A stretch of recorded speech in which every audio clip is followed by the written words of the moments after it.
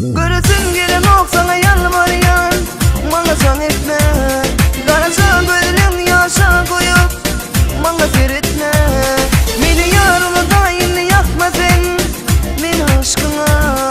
Yüreğim koysun ödüm gülüm, benden başka da.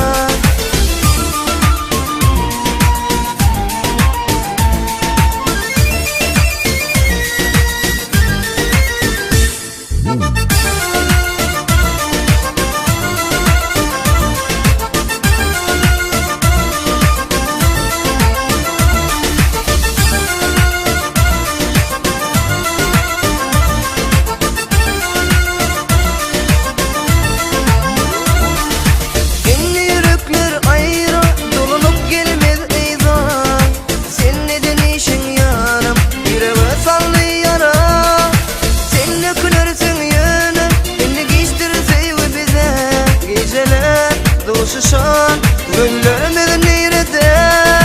Nerededir ağlama, beni armağanma koyup başarman menini, seni dedim söyün.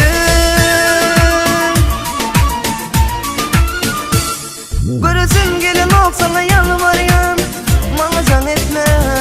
Karaca gözlerin yaşa koyup bana seyretme. Beni yarını da yine yakma sen, aşkına. Yüreğim koysun ödüm gülüm, benden başka da.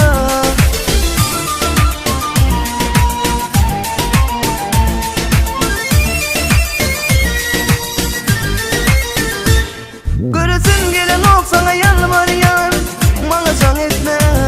Karaca gözlerin yaşa koyup bana seyretme. Beni yarını da yine yakma sen, beni aşkına. Başka da. Göresin gelen ok sana